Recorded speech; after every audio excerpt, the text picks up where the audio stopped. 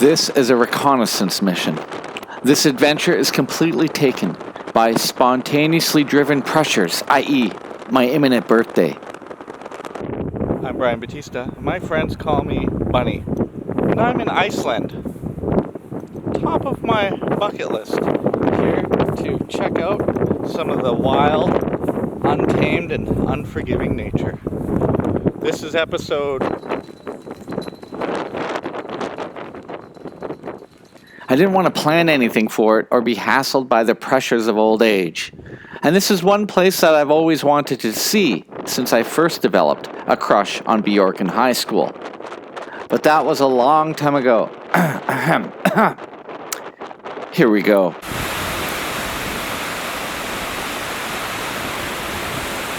I'm an outdoorsy kind of guy, a huge lover of nature, and more especially waterfalls.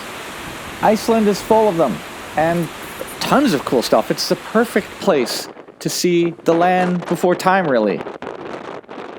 But it really is that cold and windy. I mean, it's called Iceland for a reason. And even though it's September, the harsh reality of the weather has blown in. But what a great start. After a 6-hour flight, I landed in Reykjavik and got into a rental car and headed out immediately in order to beat any jet lag.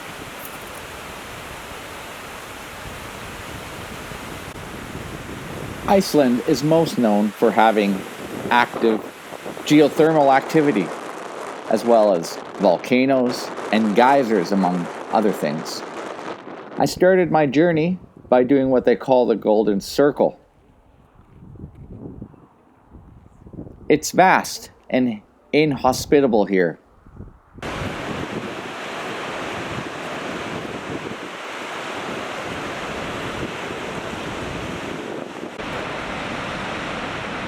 Some would say that Iceland is vast and untouched, but really, tourism has been ever increasing here. And so they've been racing to keep up with that need. But also, I'd get here earlier if you can. Maybe one day it will be too late. You can see all the tourists here. They look like little ants following the trail.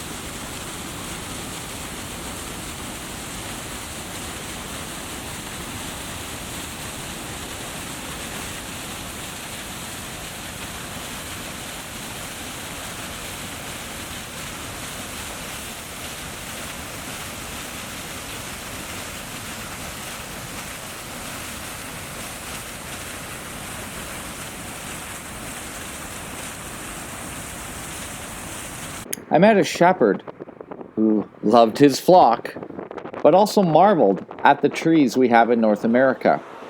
It occurred to me I didn't really see many trees. I mean, Iceland is basically ocean meeting a shore, blowing cold, icy winds across lichen that grew on lava rock. It's kind of like a foothill, and then it quickly becomes tall cliffs and waterfalls capped in glaciers. I mean, that nearly sums it up. If you can imagine the geological events that weren't so long ago, what kinds of things took place to make this island? And you consider how young it is in terms of all the continents on the earth. It's still developing. It's amazing that the Vikings, who loved this place so much and who lived so long ago, went through to survive in this inhospitable climate. I've heard it said that the Vikings swapped the names of Iceland and Greenland so people would be less prone to visit the cold continent and trick them, maybe, to go elsewhere. I luckily got a big break when the winds and weather changed. The rest of my trip was quite clear and beautiful, and in the evening I even saw the northern lights.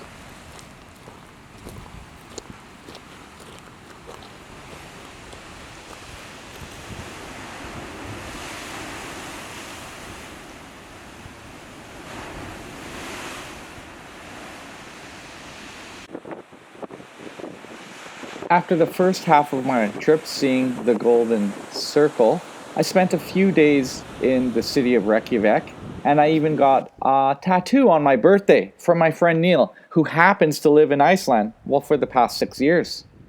Well, after that, I explored the south coast. You really don't have to go too far to see drastic changes of environment. And in small little stretches by car, you can stop, take a small walk, and see another amazing piece of nature. It's not so much hiking here. They have well-laid paths near parking lots, so you can hop from one to the next and see a lot in a day. Everything's pretty close to the stop. A few places I trekked in, but all in all, the, in quotes, hiking part was on easy mode.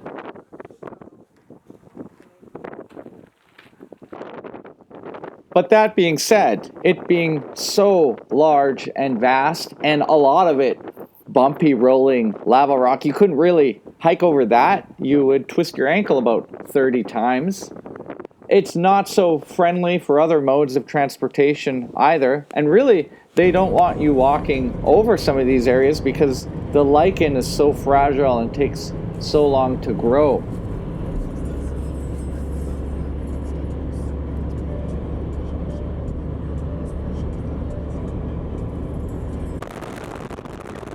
Although I did see a few people on the roads on bike, 2 or 3 motorbikes, this really is a place where you need to get to and fro by car, and also you can go by tour bus.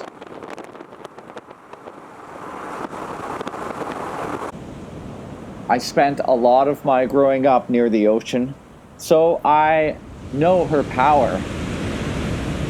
But here in Iceland, you really feel the power of the ocean as it's crashing on their black sand beaches. And they have warning signs posted warning you not to go near the edge, because in some places they have what's called sneaker waves. And these waves come in high and fast, and they've been known to drag in many a person into the cold depths to their ultimate deaths. Yeah, there's signs posted warning for your safety, but safety is most definitely third in Iceland.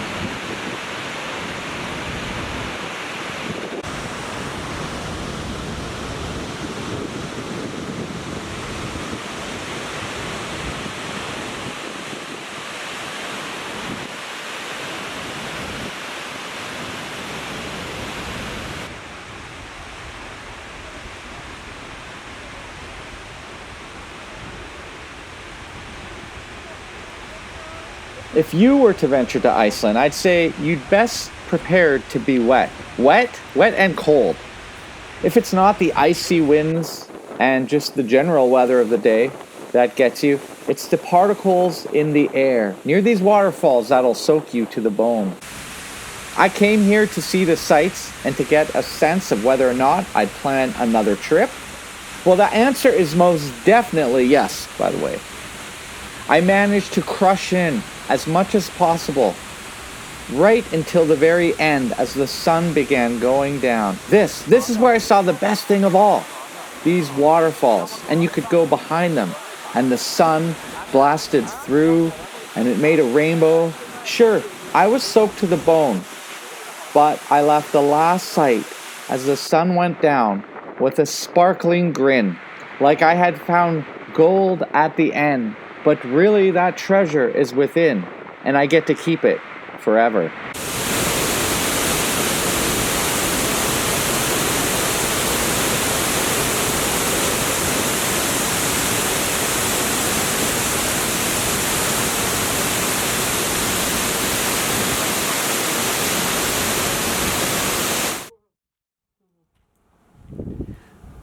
Thank you for joining me. That's the end of the episode. Don't forget to like, share, and subscribe. Never know what to say at the end of these. Ciao for now.